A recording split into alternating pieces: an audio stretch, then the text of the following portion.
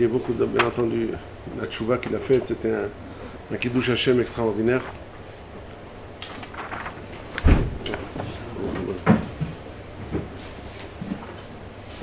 J'ai dit que Rabbi Orizor, on a entendu ça à Alvaya, il a fait un grand kiddush Hashem par le fait même qu'il a fait tchouva, et ça fait sensation dans tout le monde. À ce point que des grands tzadikim, ils lui ont demandé des brachot. Grand tzadikim, Rav Karnishten, Reuven Karnishten, un grand mashgiach. Il était une fois avec lui, il a vu une fois qu'il a été invité à venir donner un cours dans une ville de province. Alors, il y avait des annonces que les Hilonim ils écrivaient là-bas, Ori, lama azavta et akol, pourquoi tu as tout laissé tomber pourquoi tu as fait ça? Alors, c'était, je ne me rappelle plus tellement les rimes qu'ils ont fait dedans, mais ça voulait dire ils auraient bien voulu qu'il reste avec eux, mais pourquoi il a fait ça? Pourquoi il a fait tchouva? Alors, ce rave là, quand il a vu ça, il a dit, fais-moi une bracha parce que tu fais un tellement grand kiddush Hashem que les gens ils regrettent que tu ne sois pas avec eux, que tu es.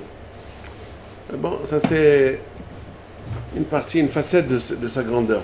Il a été aussi très grand. Hesed, je me rappelle encore, il y a 30 ans de plus, il habitait pas loin de Rabben Zion Abba Shaul. Alors comme nous on allait souvent chez Rabben Zion Abba Shaul, on le voyait de temps en temps aussi avec sa voiture. Il avait une voiture la moins chère des voitures, et même elle était toute rafistolée.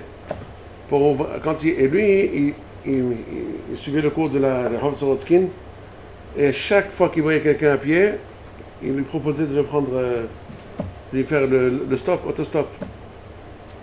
Et il les faisait monter. Chacun, je ne me souviens pas si moi aussi je suis monté dans sa voiture. Ça fait tellement longtemps que je ne me rappelle plus. Est-ce que je l'ai vu faire monter les gens? Alors moi je suis monté. Il me semble que je suis monté aussi. Et pour ouvrir la voiture, regardez-moi un peu comment il dédaignait le Olam Hazeh. Il n'avait aucune espèce de considération pour les valeurs. Il a acheté la voiture la moins chère. Elle était en plus toute rafistolée, c'est une Susita. Vous vous rappelez de la Susita? C'est une voiture de fabrication israélienne, c'est une voiture en plexiglas. Ça veut dire que c'est même pas du métal. Et pour fermer les portes qui étaient déjà défoncées, il a placé des verrous en dehors avec des comme ça il ouvrait la voiture. Je me rappelle encore ça, quand il voulait faire monter les autostopistes, comme vous il ouvrait sa fenêtre, il sortait la main de dehors et il ouvrait le verrou et comme ça les gens pouvaient entrer, après il fermait le verrou. Et ce qu'il a fait ces derniers temps, à l'époque il habitait dans une grande maison à la Hov Panim Meirot, c'est un quartier important, hein, c'est-à-dire luxueux, résidentiel si on peut dire comme ça pour les Haredim à Yerushalayim. Mais dès qu'il a fini de marier ses enfants, et bien il avait une grande famille. Quand il a fini de les marier, il a vendu son appartement.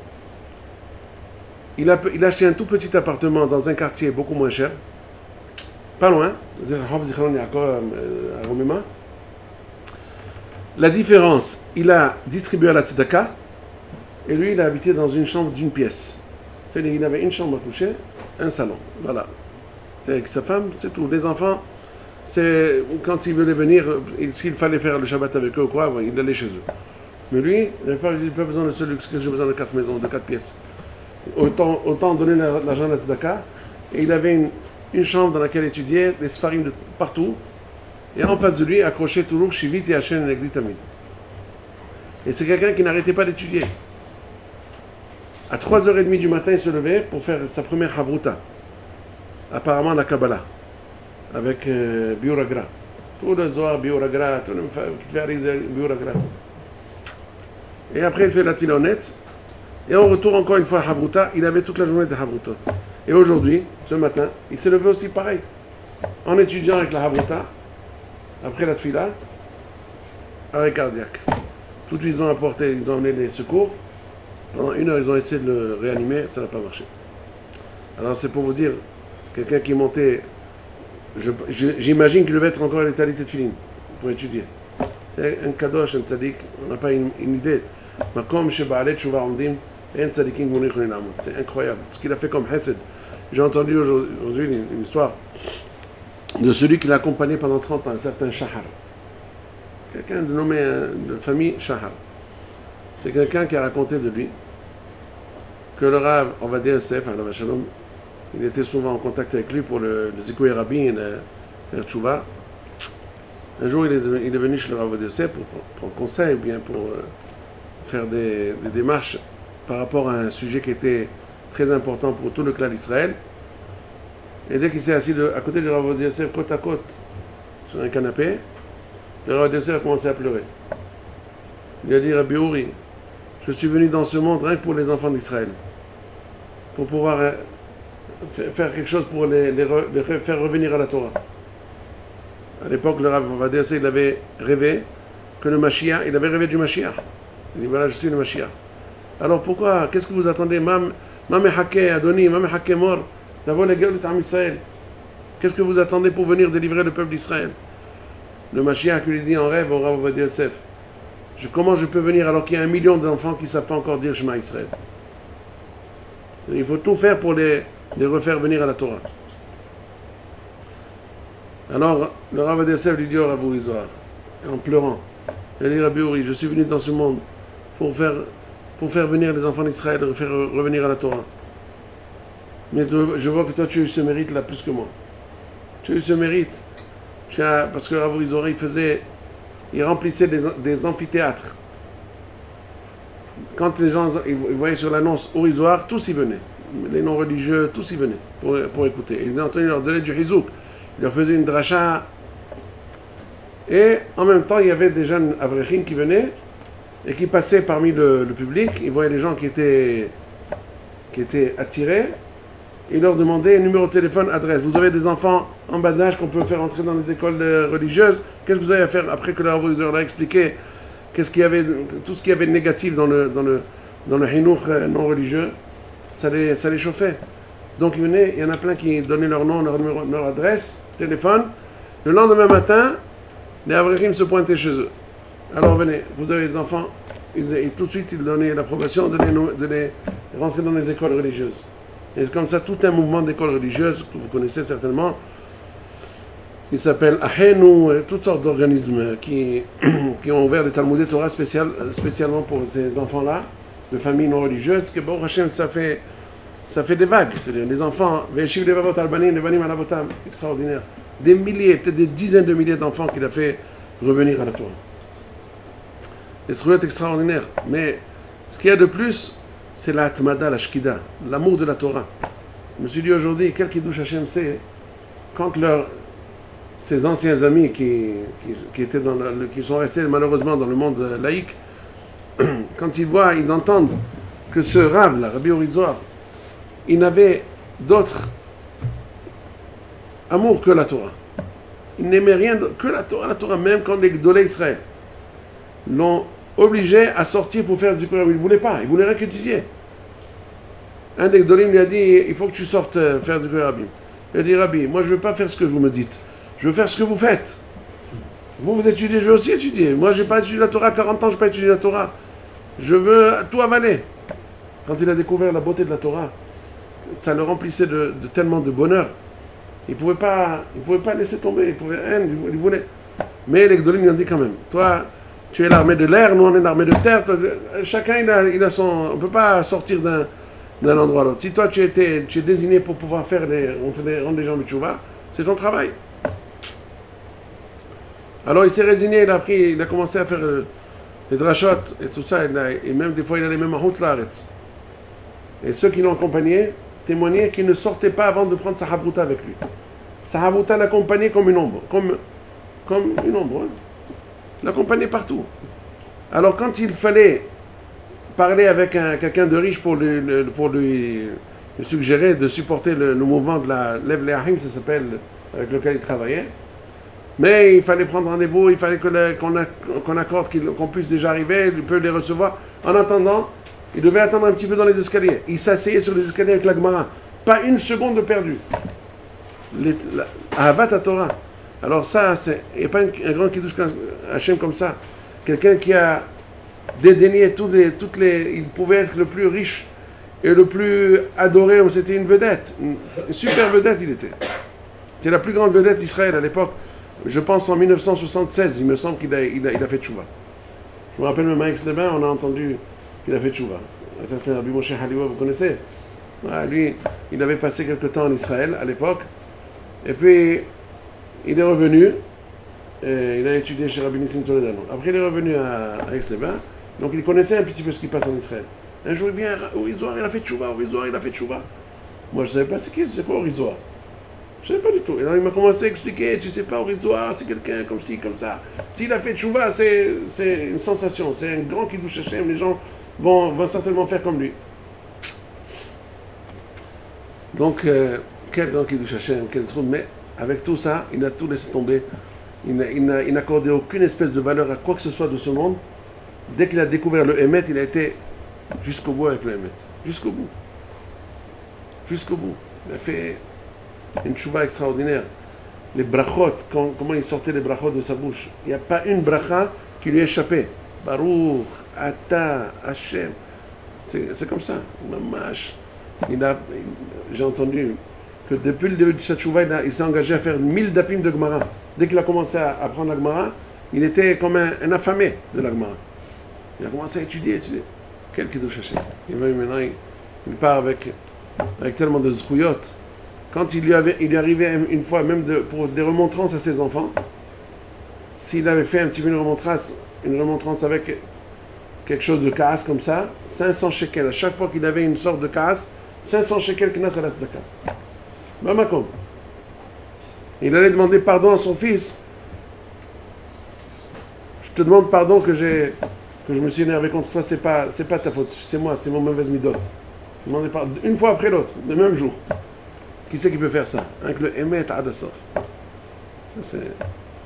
Malheureusement, c'est vrai qu'il a vécu 86 ans. À l'âge de 40 ans, il a fait tchouva. Il avait demandé, il a racheté tous ses droits d'auteur. C'est-à-dire, il avait vendu ses droits d'auteur pour tous les films qu'il faisait, toutes les comment ça s'appelle, les tourniotes, toutes les émissions, les programmes qu'il faisait à la télévision. Quand il a fait tchouva, il a dit mais ils vont continuer à faire ces programmes-là, alors qu'il y avait des choses bien entendu qui n'étaient pas compatibles avec la Torah. Il a acheté tout ce qu'il avait. Il aura racheté. Il a dit je veux racheter tout, je vous paye, vous me revendez tous mes droits d'auteur.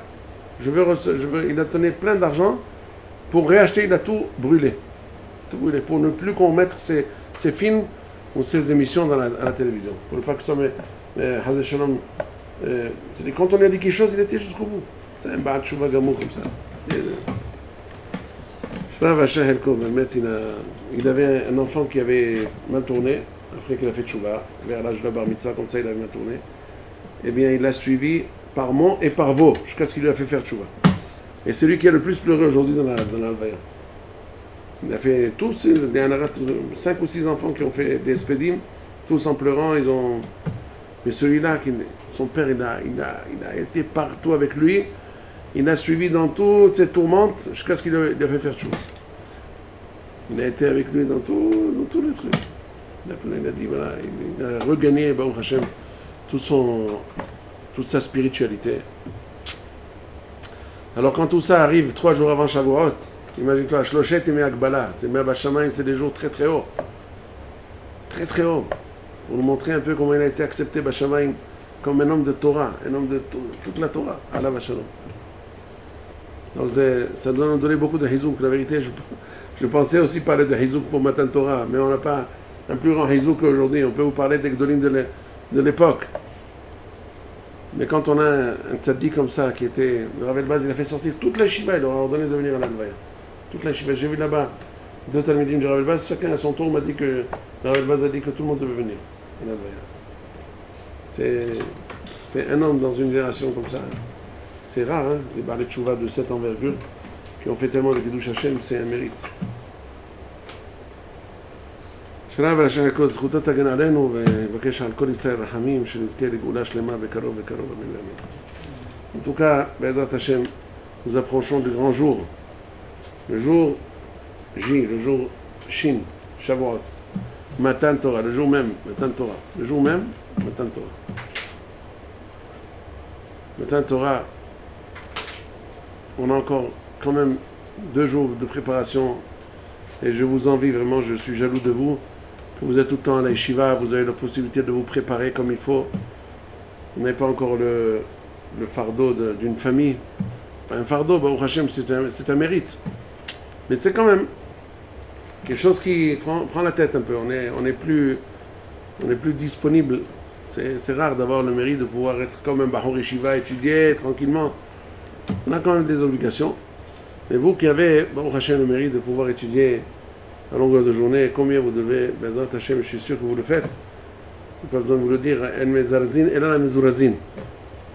On encourage que ceux qui sont déjà encouragés, Baruch Hashem, vous êtes dans des conditions extraordinaires de limoud, de Yirat Shamayim, de Midot Tovot. Au contraire, c'est moi qui aurais dû écouter de vous un peu de drachot, mais des fois, la barbe a fait un peu le rabbin. Bon, voilà, ça. Alors, qu'est-ce que c'est Matan Torah? Qu'est-ce que c'est Ta'avdoun et Ta'elohim ala harazeh? Ta'avdoun, on sait que maintenant nous sommes en train d'arriver vers le but de la Yetziat Mitzrayim. Nous sommes dans un très long Hol HaMoed, comme on avait déjà dit une fois ou deux. Le Ramban Nahmani a nommé ces jours-là, entre Pesach et Shavuot, comme un grand Hol HaMoed de 49 jours qui relie Pesach d'une part et Shavuot d'autre part.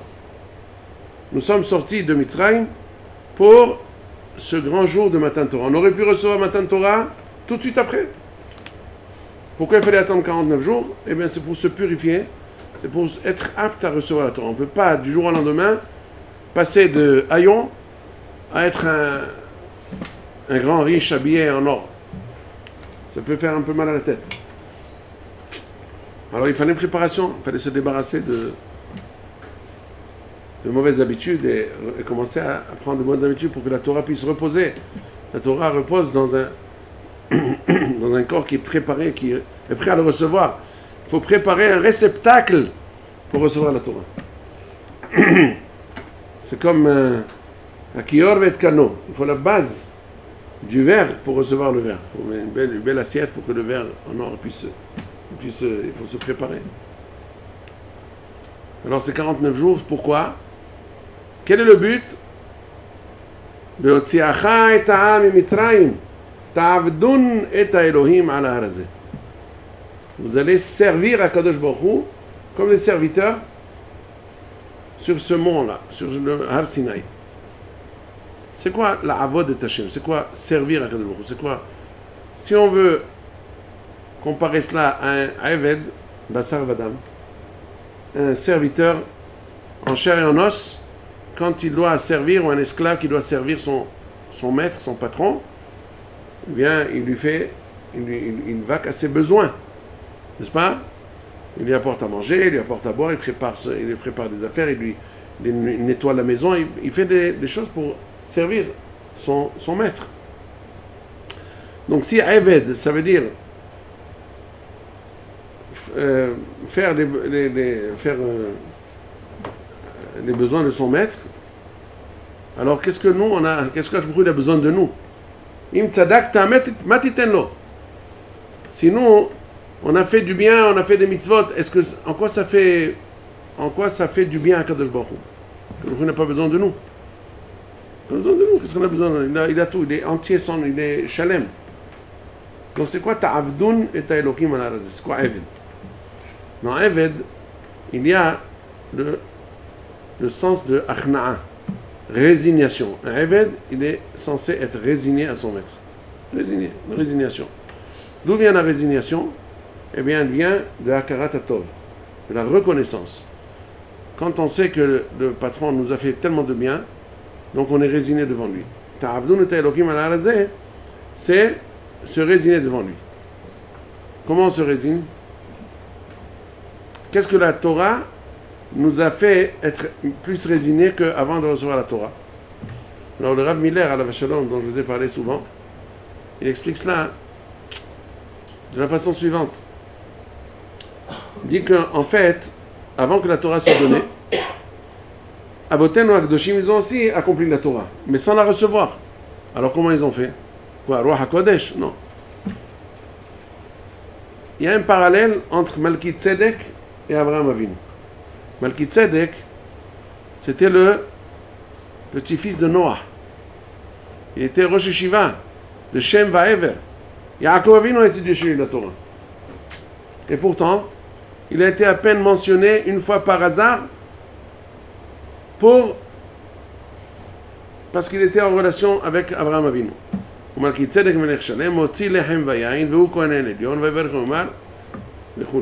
quand Abraham Avinu est revenu de la guerre contre les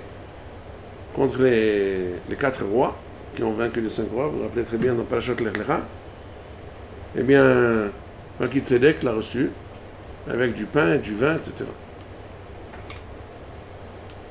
Malki Tzedek est grand Shiva. Quelle différence entre lui et Abraham Avinu? Pourquoi Abraham Avinu a été mentionné sans arrêt? Tout un hommage presque, il a été dédié à lui. Pourquoi?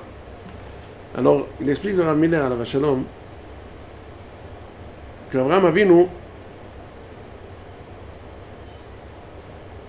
tout ce qu'il a acquis, c'est par son travail. Malki Tzedek, il a reçu des kabbalot de ses prédécesseurs. Il y avait toujours des tzadikim qui sont passés de père en fils. Et bien lui, il a reçu des kabbalot.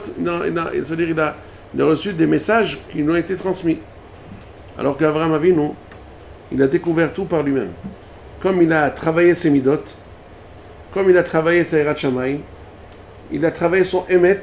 Il voulait savoir Adasov le Emet. Voilà. Si on parle de Rabbi Uri Zohar, c'est un peu comme Abraham Avinu. C'est quelqu'un qui a tout laissé. Abraham a Ivri. Tout le monde était sur une rive et lui sur l'autre rive. Ça veut dire quand il a vu, il s'est posé des questions. Pendant des années, il s'est posé des questions. Mais dès qu'il est arrivé à la conclusion qu'il y a un Boré Olam, plus rien n'était comme avant. Il a commencé à chercher, à comprendre qu'est-ce que Akadosh Baruch Hu veut de ce monde.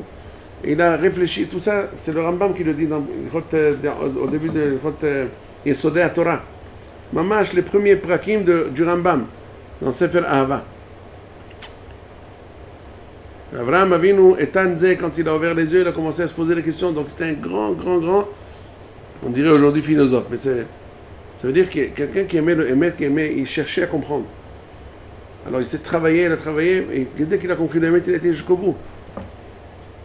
Il était matmid dans son Emet.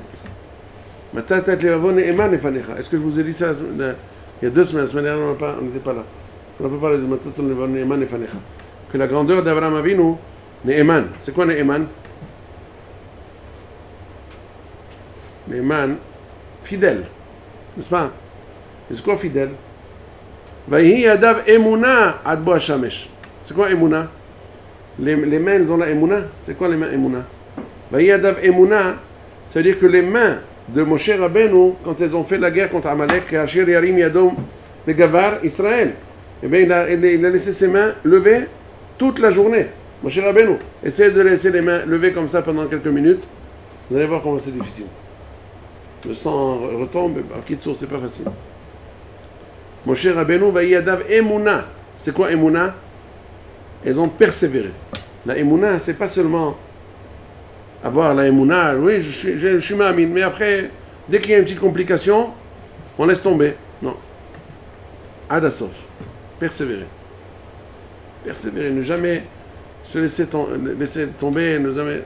C'est du travail. C'est du travail. Mais c'est ça Abraham Avinu. C'est ça Abraham Avinu. C'est ça, en ça qu'il était différent de Malki Tzedek. Il a travaillé à Kol, les filles à Sechel. Et à travers le Sechel et Kamouvan, c'est à Tarishmaya. Quand Akadosh Baruch Hu voit que quelqu'un, il se donne pour la Torah, pour comprendre sa volonté, il fait comprendre sa volonté. Brit Mila, ceci, tout ce qu'il a, il a fini par comprendre. Donc ça lui venait à la tête, les idées qu'Akadosh Baruch Hu, bien entendu, il l'aidait à les accomplir. Mais ça a commencé tout par son travail. Yitzhak Avinu, il a complété, encore une fois. Yaakov, encore une fois. Donc tout le clan d'Israël, jusqu'à Matan Torah, allait selon Sechel Yashar. Ils ont fait toutes les mitzvot selon le Sechel Yashar. Et voilà que la Torah vient Et dès que la Torah a été donnée, plus rien ne va plus avec le Sechel Yachar. C'est sûr qu'il y a du Sechel Yachar aussi. C'est tout. La Gemara dit la Malikra Svarahi. Donc quand il y a quelque chose de Svara, on n'a pas besoin d'un pasouk. Quand la Svara dit quelque chose, on n'a pas besoin d'un pasouk. La Torah vient nous dire des choses qui ne sont pas dans le pasouk. Et c'est ça la Torah qui nous a été donnée. Et c'est pour ça qu'on dit Naaseh Venishma. C'est quoi Naaseh Venishma, dit le Rav Mina, c'était un grand sacrifice. C'est quoi Naaseh Venishma? On ne comprend pas et on fait. Jusqu'à présent, on a été rien que selon la Svara. Puis tu me dis maintenant, Arba, Hamisha, Sha'atnez, des choses comme ça. Arayot, on n'a pas le droit de se marier avec sa sœur, avec sa tante, alors que c'est les femmes que l'homme il aime le plus, c'est sa famille. Pourquoi il va aller chercher une femme qui n'a aucun point commun avec elle? Il préfère se marier avec sa famille? Non, interdit. Bon, c'est ça, et ça il fallait se soumettre. Il fallait se résigner. Achna'a, c'est ça, ta'abdoun et ta'elohim ala raza. Ça veut dire qu'il faut se soumettre. Quand on veut accepter, recevoir la Torah, si on veut encore un point sur lequel travailler avant d'arriver à Shavuot pour demander à Kadosh donne-nous ta Torah, et pour qu'on soit digne de recevoir cette Torah, pour que Kadosh nous trouve Ne'eman, Lefanecha, pour nous donner le mérite d'étudier la Torah. Et c'est pas évident. Il y en a beaucoup qui auraient voulu beaucoup étudier la Torah, mais n'ont pas la possibilité d'étudier. Ils ont beaucoup de tracas, ils ont beaucoup d'embêtements, ou alors ils n'ont pas la tête pour comprendre, ou alors ils oublient très vite. Il y a beaucoup de facteurs qui peuvent déranger quelqu'un pour devenir un Talmid Chacham, pour être attaché à la Torah, de cœur et d'âme. Alors il faut prier, il faut préparer, comme on dit, les réceptacles. En quoi ça consiste? Premièrement, à savoir, comme la Mishnah l'a dit, Alomed almenat lekayem, maspikim biado lishmor lekayem. Donc ça veut dire il faut se résigner à Kadosh Baruch Hu. Moi, voilà, on a encore l'occasion, c'est un respect pour Rabbi Orizor. C'est quelqu'un qui, dès qu'il a compris qu'est-ce que c'est la Torah, dès qu'il a compris l'enjeu de ce monde, que c'est un monde passager, et qu'il y a la Torah c'est Emet. Son fils a dit aujourd'hui dans l'espèce, il a dit qu'il avait beaucoup de débats vis-à-vis entre lui et lui-même. Il peut raconter une histoire qu'il a écrite lui-même dans son livre, donc on peut la raconter. Il a raconté une histoire sur lui-même. Il a dit avant qu'il fasse tchouva, il leur est arrivé d'aller chez les amis. Ils ont été une réception chez les amis, des riches, tout ça. Quand la réception était terminée, en sortant, il y avait une petite statuette qu'il lui a plu. En un clin d'œil, il l'a mis dans sa poche, il a continué à penser. Sa femme, elle a vu ça, elle a failli s'évanouir. Quoi, mon mari, c'est un voleur maintenant? C'est lui que ça encore. Ils sont sortis dans la rue, et sa femme lui dit, rends ça tout de suite, il n'y a pas question. Attention, à l'époque, il n'y avait pas encore les petites caméras là-bas on peut se faire avoir. Aujourd'hui, personne n'ose plus faire ces choses-là parce qu'il y a toujours des caméras partout, on peut savoir. En tout cas, sa femme lui dit, comment tu peux? Il lui a dit, mais qu'est-ce qu'il y a? Qu'est-ce qu'il y a de mal? C'est un grand Richard, et moi j'ai pas ça, j'ai envie. Qui t'a dit que c'est interdit de prendre? Qu'est-ce qu'il y a? Ça va lui faire un petit peu mal, et après il va chercher encore un plus grand que ça. C'est que quel est le problème? Il a écrit ça dans son livre, L'Onatnut Chant. Il a écrit un petit livre comme ça, un fascicule rouge, comme ça, je me rappelle, il avait déjà 30 ans qu'il a édité, ou même plus. L'Onatnut Chant, c'est-à-dire l'establishment, comme on dit ça, l'establishment, c'est-à-dire vous connaissez quoi l'establishment, c'est-à-dire l'État, quoi, l'État d'Israël, n'ont pas donné la chance aux gens de connaître leur religion, de connaître leurs valeurs. Ils n'auront pas donné la chance. Ils les ont au contraire, ils ont pris tout de suite ils sont venus avec l'Aïmouna, et l'Aïmouna c'est une valeur extraordinaire quand on a l'Aïmouna, quand on a la foi en quelque chose. Aujourd'hui les pauvres, ils sont jetés là-bas à Tel Aviv, ils n'ont rien, ils n'ont aucune foi dans rien du tout, ils ne comprennent rien, qu'est-ce qu'ils font dans ce monde-là. Alors comme des behemoths, ils mangent, ils font... C'est devenu une ville, malheureusement on m'a dit c'est la ville la plus chémichement, je ne veux pas dire, pour ne pas faire kitroug à l'âme Israël. Où est-ce qu'ils sont arrivés? Ils n'ont pas de Torah. Alors il a dit à sa femme, il a dit moi, qu'est-ce qu'elle a fait? Il a dit, elle s'est étendue sur l'asphalte, sur la chaussée. Des voitures risquaient d'arriver. Il a dit, si tu rends pas ça tout de suite, je reste ici. Alors il a vu que ça allait être une fadiha, comme on dit. charouria, un scandale. Tout de suite, il a été rendre le truc, mais après, il a eu un débat avec elle toute la nuit. Pourquoi? Qu'est-ce qui est interdit? Pourquoi c'est pas? Qu'est-ce qu'il y a de mal? Pourquoi c'est interdit? Qu'est-ce qu'il y a? Et sa femme lui disait, il n'est pas question, etc., etc. Finalement, ils ont tous fait tchouva. Et c'est comme ça qu'il a compris. L'Otignov, c'est Akadosh qui a dit, c'est vrai, tu peux avoir toutes les terramim du monde pour dire, hein, raisonnablement, pourquoi pas? Qu'est-ce qu'il y a si je prends? Et lui, il n'a pas volé l'argent avec lequel il a acheté la statue. Certainement, il devait connaître son client là-bas. Okay, il a volé. Il a dû se dire, lui aussi, il a volé l'argent, donc moi aussi, je vole. Il va savoir. C'est les gens de la Bohème là-bas, va savoir ce qu'ils ont fait. Donc, il a été avec la Svara. Mais dès qu'il a compris que la Torah émet, qu'Ajbourou, il a donné la Torah, que la Torah dit l'Otignov, peu importe, ça ne se pose pas trop de questions, l'Otignov, c'est pas parce que la police risque de mettre la main dessus, mais parce que l'Otignov, c'est Tariag Mitzvot, c'était tout un ensemble. C'est toute une vie, c'est le sens de la vie même. Alors, quand il a fait tchouva, comme je vous dis, il avait beaucoup de itlabtouyot. Il était très, il ne savait pas quoi faire. Mais à la fin, quand il a découvert le Hémet, il a dit, je ne peux pas faire cette faute vis-à-vis de mes enfants. Leur soustraire cette vérité-là. Qu'ils sachent qu'il y a Torah, qui est Hémet, c'est la vérité. Donc comment je peux... Lui-même, bien entendu, il a gagné de cela. Mais il a dit, mes enfants, je ne peux pas leur faire. Et si ça vous rappelle quelque chose, c'est le Ramban. Le Ramban pour Matan Torah. Qu'est-ce qu'il a dit? Kilon anhil sheker lebanenu. Mahamad al-Sinaï qui a été donné devant des millions de personnes. C'est la meilleure preuve que la Torah s'est émette, qu'il y a eu un Mahamad al-Sinaï. Les gens, malheureusement, ils disent, qui prouve, la vérité, le fait que l'Am Israël soit ici, d'ailleurs le Rav Miller aussi dans une autre Sicha sur Shavuot, il dit combien c'est important de chaque fois l'Izkor et Mahamad al-Sinaï. Il dit que le Rambam, dans Igeret Hashmat qu'il a envoyé à Théman, au Yémen, il y avait là-bas à l'époque du Rambam, malheureusement les goïms, les musulmans, ont fait un décret que tous les juifs doivent ou se convertir à l'islam, ou alors ils sont renvoyés, ou alors même on les tue, je ne sais pas quoi. Et il leur a dit, le Rambam leur a envoyé une lettre pour leur donner courage. Il leur a dit, rappelez-vous du Mahamad al-Sinaï. Aucune nation au monde n'a eu ce que nous avons vu de Mahamad al-Sinaï. Si ce n'était pas cela, pourquoi on doit se priver de tellement de choses, alors on aurait pu se le permettre? Qu'est-ce qu'il y a? C'est seulement parce que nos ancêtres ils l'ont vu. Ils ont vu le Mahamad al-Sinaï et ils nous l'ont transmis. Et les pères qui transmettent aux enfants, un père n'est pas censé transmettre un mensonge à ses enfants. Calvahomer, quand c'est des millions qui ont vu à la fin, et des millions qui ont transmis l'un à l'autre, simultanément et parallèlement.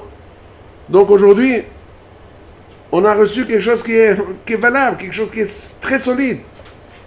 Le fait que nous soyons là, en dépit de tous les pogroms, tout ce que les goïms ont essayé de nous faire oublier la Torah par tous les moyens. Ou alors par la force, ou alors par la conviction, ou alors par toutes sortes de flatteries. Am Israël est resté intact. Pourquoi? C'est vrai que de temps en temps, malheureusement, il y a des branches qui pourrissent, qui tombent, mais le tronc, l'ensemble du clan d'Israël, il suit la route. Et il la tient jamais. Am Israël ne sera...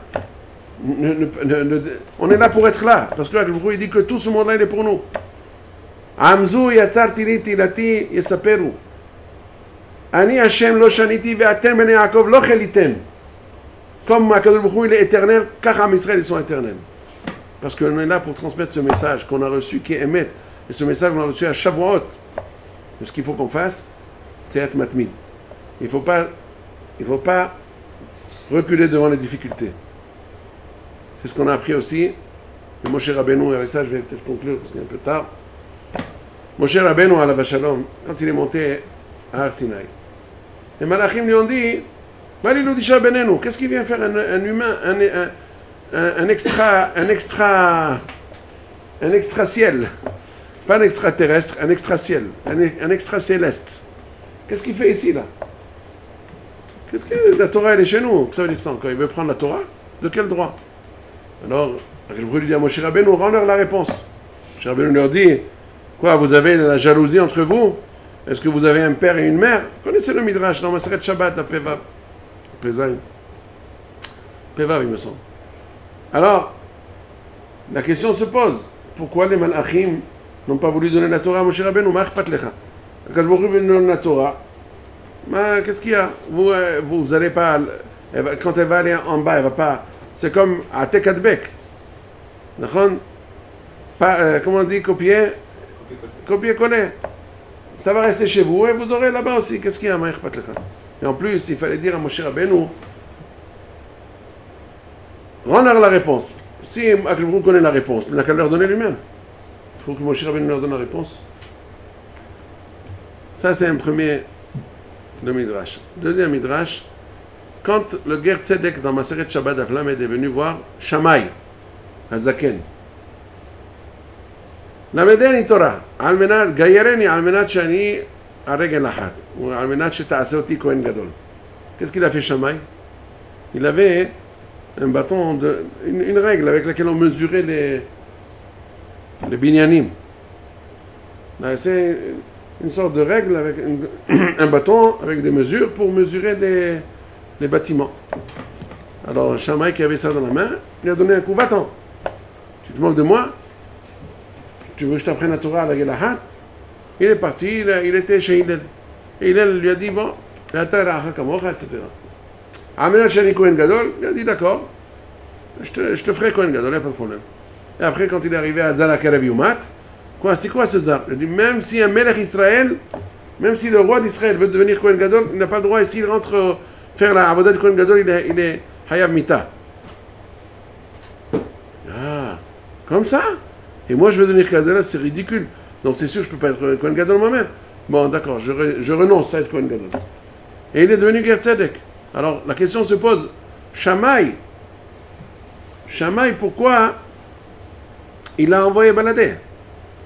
Pourquoi, en plus, il l'a donné avec Amash Labinyan? Pourquoi il n'a pas pris par la douceur aussi comme Hillel Hazaken? Voilà, on a failli rater. Si ça dépendait que de Shammai, on aurait raté un grand Ger Tzedek.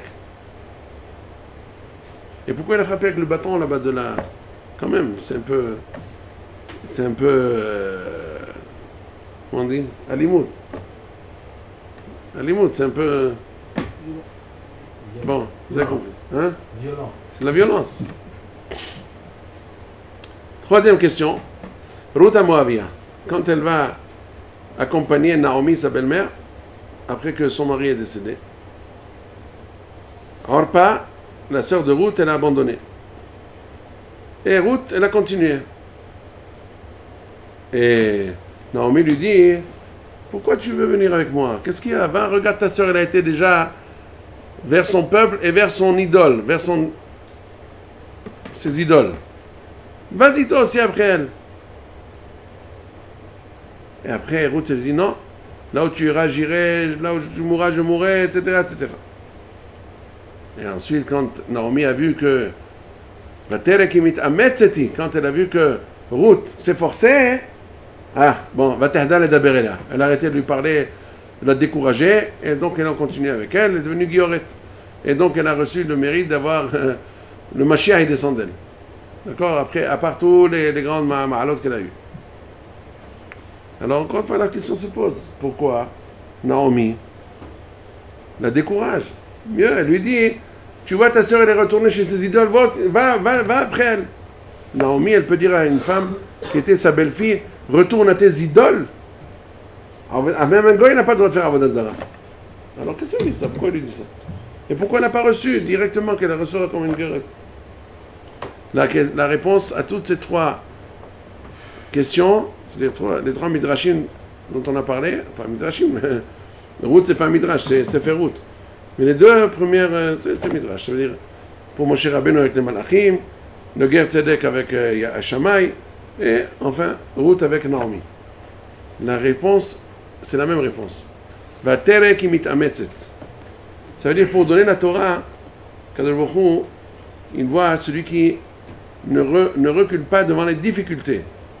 Des fois on a des difficultés, on dit bon, laisse tomber. C'est ça exactement. Tous ceux qui sont devenus vraiment des Gdolim, des Tzadikim, des Gdolei Israël, la Torah, tout, ils ont dû passer un cap de difficulté.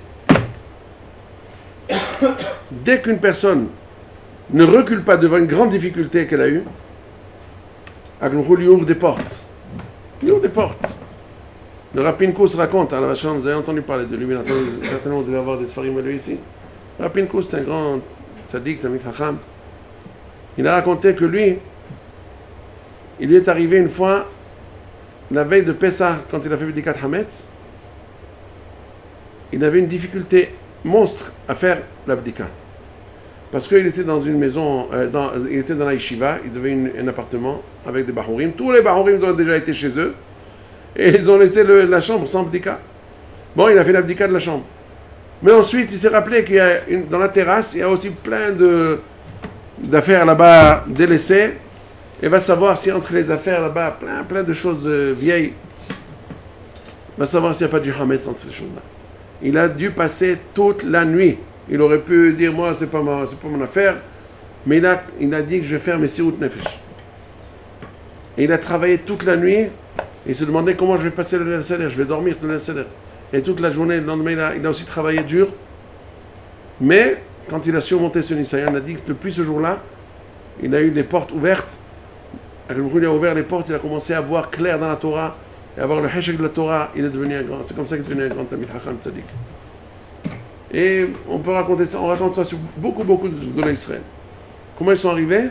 Ils ont surmonté une épreuve difficile. Agjourou les attendait au tournant. J'attends que tu surmontes cette épreuve, et voilà. Et ça, Ne'eman Nefanecha. Quand Abraham Avinu a monté toutes ces épreuves-là, il est devenu Abraham Avinu. Alors, les Malachim, c'est pas qu'ils ne voulaient pas donner la Torah à Moshe Rabbeinu. Bien sûr qu'ils voulaient donner la Torah, mais ils ont voulu le tester. Ah, tu veux prendre la Torah? Tu as besoin de la Torah? Moshe Rabbeinu dit non, je renonce pas à la Torah, je veux absolument la Torah. Alors, je lui dis, va cacha, plaide, dis ce que tu as à dire. Et là, Moshe Rabbeinu dit quoi? Il a commencé à trouver des ta'anot. Donc, il a prouvé qu'il était attaché, qu'il voulait la Torah à tout prix. Même s'il y a des empêchements. Les malachim, qui sait qui peut parler avec des malachim? Ça fait peur de parler à un malach, non? Et bien, Moshe Rabbeinu, il a tenu tête. Ah, il a surmonté l'Insayon. La kahta matanot ba'adam shavita shevi. C'est comme s'il devait racheter un captif de la main de ses captifs, de ses captivants. Ger Tzedek de Shammai. Aussi, Shammai, lui aussi, c'est pas qu'il voulait pas le recevoir. Mais il voulait voir à quel point il restait. Je te renvoie, et toi tu reviens quand même. Et tu demandes, non, je veux. Ah, si vraiment tu es sérieux, eh bien, il y a de quoi parler. Mais dès que tu viens, tu me dis, ah, là, tu es un rigolo. Il lui a donné un Ama chez Biado. C'est quoi Ama? Ama, chez la binyan, modedim ba et binyan. On mesure le binyan.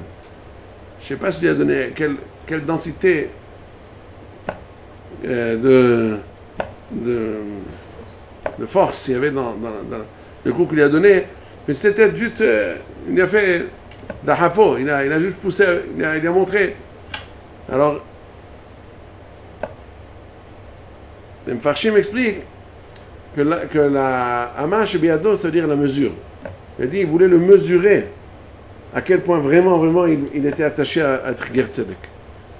Et quand il a vu qu'il n'est pas revenu chez lui, bon, il a fait son possible. S'il ne veut pas être attaché, s'il ne revient pas. Mais quand il a vu quand il a vu qu'il est quand même revenu chez lui, il a refait une tentative, alors il a compris que c'était quelqu'un de sérieux, il lui a donné la chance de pouvoir, il a donné la possibilité de pouvoir prouver son sérieux. Pareil pour Ruth Moavia. C'est pas que Haz Veshalom, Naomi lui a dit va chez tes idoles. Mais il lui a voulu faire il lui a fait un remez. Tu sais où tu viens avec moi, ou alors si tu vas comme ta sœur Orpa, tu vas revenir à tes idoles. Et tu sais très bien que c'est de la faux, c'est du faux. Et on sait très bien, le Midrash dit que Orpa, le jour même où on l'a quitté, Naomi, elle a fait des avérotes interminables. Alors, c'est ce qu'elle lui a dit. Elle a voulu encore une fois la tester. C'est ça tout Donc, Bezrat Hashem, chaque jour, ils accueillent otanu, qu'on soit mitamet, qu'on arrive à Shavuot dans l'intention d'être Eved Hashem. C'est-à-dire d'accepter tous les dikdouké à halakha. Renoncer à notre propre volonté quand elle est en divergence avec celle de HaKadosh Baruch Hu. Il y a souvent, il nous arrive des choses, on veut faire quelque chose, on a très envie de faire quelque chose, mais on comprend qu'il y a quand même un problème de halakha. Alors il faut demander, il faut faire une sheila, et faire, bien entendu, se résigner à la volonté. Quand HaKadosh Baruch Hu voit que quelqu'un, il veut faire sa volonté, il est choqué dans la Torah, il s'efforce, il passe des nuits blanches pour pouvoir étudier la Torah, alors je lui donne. Je vais conclure avec une histoire que le Rav Ovadia Yosef m'a racontée sur le natif de Volojine. Le natif de Volojine, son oncle, le Torah, son neveu le Torah Mima. Le Torah Mima, c'est le neveu du rabbi natif de Volojine, Rabbi Baruch Halevi Epstein. C'est le fils du Aruch HaShulchan. Alors lui, son oncle, c'était le Rabbi natif de Volojine. Rabbi Naftali natif, c'est Rashi Tevot, Naftali Tzvi Yehuda Berlin. Son nom de famille, c'était Berlin. Il était de la famille de Rabbi Haim Volojine, par alliance. C'était le gendre de Rabbi Yitzhak Volojine, qui était le fils de Rabbi Haim de Volojine. Imaginez un petit peu, le petit-fils peut-être. Et quand il était jeune, il n'avait pas vraiment des kishronot, il n'avait pas des aptitudes. C'est pas un iloui. C'est pas quelqu'un qui comprenait vite. Non, il avait une tête moyenne. Il comprenait moyennement. À tel point que son beau-père, il n'était pas tellement chaud pour lui. Il y avait peut-être d'autres gens qui étaient beaucoup plus iloui. Et lui, c'est à peine s'il... Alors, mais le natif de Volojine, c'est ce que le Rav Ovadia Yosef dit. J'ai vu dans une de ses drachotes qu'il a dit. C'est pas les kishronot qui comptent. Et le Rav Ovadia Yosef, j'ai vu, le Rav Ovadia Yosef dit, on a vu beaucoup de gens qui avaient beaucoup d'aptitudes, beaucoup de kishronot. Ils étaient hyper intelligents, ils savaient très bien comprendre la Gemara. Mais ils n'étaient pas shakdanim. Ils ne travaillaient pas leur volonté et leur assiduité sur la Torah. Ils parlaient, ils bavardaient, dès qu'il y avait quelque chose d'intéressant, ils allaient, ils laissaient tomber la Torah. Ils étudiaient, ils comprenaient vite, mais Shkida, il n'y avait pas. Il n'y avait pas le Shkida. Alors, qu'est-ce qui est devenu d'eux? Voilà. Rien du tout. Par contre, il a vu le Rav Ovadia Yosef, il dit, j'ai vu d'autres qui n'avaient pas de kishronot. Ils étaient vraiment très moyens. Même moins que la moyenne. Mais comme ils se sont donné corps et âme pour la Torah, ils sont devenus des Gdolei Israël. L'un d'eux, et c'est là-dessus qu'il rapporte l'histoire du natif de Volojine. Le natif de Volojine, son neveu témoigne de lui que c'est vrai qu'il n'avait pas beaucoup d'aptitude, mais il avait une shkida, une atmada terrible. Il mettait, je ne dis pas ça au Maroc, il y a aussi des rabbins qui ont fait ça. Mon arrière-grand-père, on raconte de lui qu'il a fait ça aussi. Là, mettre ses pieds dans une bassine d'eau froide, c'est différent quand c'est au Maroc quand c'est en Russie. Vous comprenez? D'accord? Eh bien, lui, le natif de Volojine, il a fait ça en Russie. Que même en été, c'est à peine s'ils ont 15 degrés. C'est tout, c'est ce qu'ils ont. Nous, notre hiver, c'est leur été. C'est pas? Et leur hiver, c'est Gainam. C'est Gainam chez le Sheleg. Ça n'a pas besoin de vous dire. Alors, lui, il mettait ses pieds dans la bassine pour ne pas dormir. À tel point, il était Shakdan Gadol. Et comme je vous dis, son beau-père,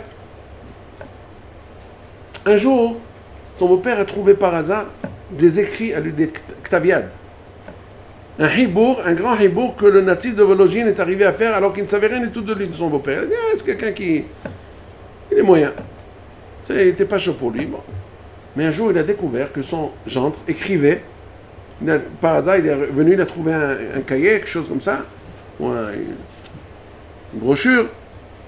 Il a trouvé là-bas que le natif écrivait un pirouche sur la sifra. Géonout. Il dit, quoi? C'est lui? Impossible. J'y crois pas. Comment il a pu faire ça? Even ma'asu aboni ma'etal rosh pina. La pierre que j'ai méprisée est devenue la pierre angulaire par laquelle on a construit tout le... tout le bâtiment. Extraordinaire. Depuis, il a commencé à l'admirer. Et d'où c'est venu ça? Atmada, Ashkida.